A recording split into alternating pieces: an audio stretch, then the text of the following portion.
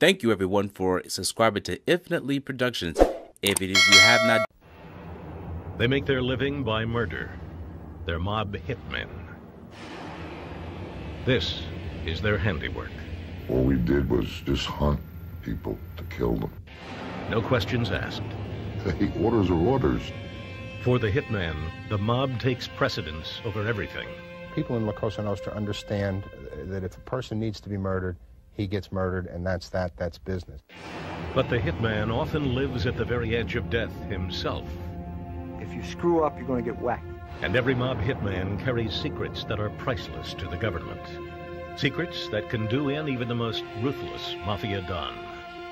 He says, "You're gone." And that's when I decided to turn.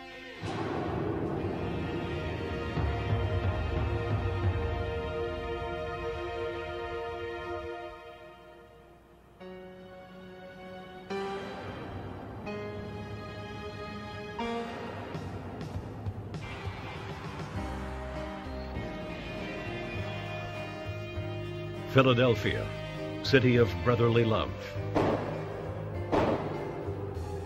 and mob warfare. In the 1980s, few people had a closer view of the bloody action than hitman Nicky the Crow Caramandi. The Crow admired the new and ruthless boss of the Philly mob, Nicodemo Scarfo. He was a good boss. He was a beautiful guy as a person, but when it came to business, it was strictly business. He had to kill certain people when he became boss, and he wanted these guys dead. Nicky the Crow had gotten into the mafia slowly. A con artist by trade, he had spent most of his adult life gambling, stealing, and swindling. Not that the people are suckers, but they are suckers because they're gullible for deals. Nick Caramandi is the quintessential South Philadelphia con man who, because of a lot of different circumstances, ended up being a wise guy. Nicky the Crow began as a junior mob associate, running scams for one of Scarfo's soldiers. His skills at ripping off suckers impressed Scarfo. Scarfo wanted not only to unify the Philadelphia Mafia, he wanted to run a smooth criminal enterprise. Nicky Caramandi was part of that plan. He soon became the Don's top moneymaker in the standard mob rackets: numbers, loan sharking, and extortion.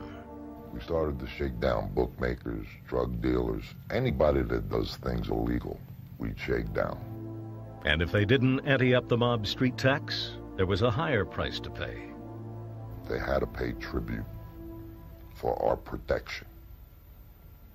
If they didn't, it was this. That was my job.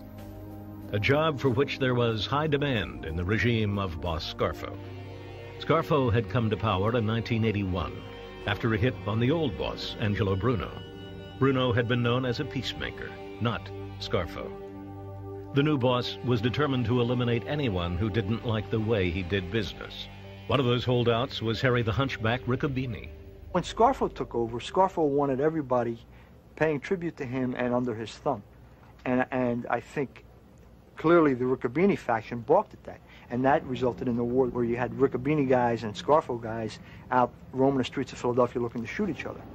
Scarfo put contracts out on 70-year-old Harry the Hunchback and Harry's younger brothers, Sonny and Bobby.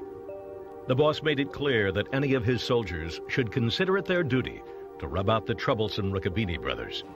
Nicky the Crow and a few of his mob associates took up the challenge, not for money, but for the chance it might offer them to advance within the crime family. You never get paid. There's no such thing as being paid for a hit.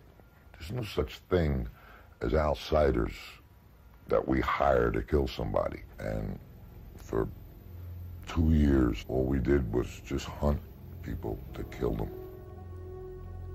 Nicky the Crow's immediate superior was Pat the Cat Spirito, a veteran Scarfo soldier. Pat the Cat and Nicky the Crow, along with fellow hitman Charles Iadich, began plotting the murder of Sonny Riccobini, but the plotting began to run into problems. Every time the hit squad was ready to go kill Sonny, Pat the Cat would call it off. Nicky the Crow began to believe that Pat was dragging his feet. He was right. Pat gets drunk and starts talking treason. And he starts saying, hey, Scarfo's no good. These guys are no good. All they want you to do is kill, kill, kill, kill, kill. That's all we have to do is kill, kill, kill. I look at my partner. I say, hey, this guy's talking treason here. I don't want to hear this. Now Nicky the Crow and his partner Charlie began to fear for their own lives. Scarfo was waiting for them to kill Sonny Riccobene, and the job wasn't getting done. They decided to go over Spirito's head and reported his treasonous talk to his boss, Salvatore Merlino. He says, you see, Pat, it's this. Take care of it. It's a good thing you guys come here, because you guys were in a lot of trouble. That means this when he means trouble. Now Nicky the Crow had to turn his gun on his mentor, Pat Spirito. It was kill or be killed. Nicky and his partner Charlie devised a scheme to hit Spirito. They would murder him during one of their planning sessions for the Sonny Riccobene hit. I was going to put a small 25 in my pocket, so Pat couldn't see it, in my back pocket. I would be waiting outside my apartment house for him to pick me up and jump right in the car, the front seat. We would then go pick Charlie up. Nick Caramondi and Charlie Iannich told Pat they needed to drop off some loan shark money at this corner. When Pat pulled the car to the curb, they would shoot him and run to a getaway car. But there was a glitch in the plan. As we're going to the rendezvous point, where we're going to do it at, some lady trying to park a car and all kind of cars back up behind us. Charlie gets nervous. I'm nervous. We get to a corner. It's 4 corners. You got cars running north. You got cars running east. Charlie says, pull over here. Pat pulls over. He looks at me. I look at him. Now I'm waiting for Charlie. I got my hand on the door. All of a sudden, bang, and it made a hell of a noise. And Pat goes like this. Right, like his head leans right to me. And Charlie pumps another one. Bang. Pat the Cat was dead. Now the 2 hitmen had to make their escape into crowded traffic, swarming with potential eyewitnesses. I jump out. Thank you for watching this video. Please subscribe to our channel and check out more content. Feel free to give us your feedback and suggestions on who we should do next in the comments. This is Infinitely Productions. We love ya.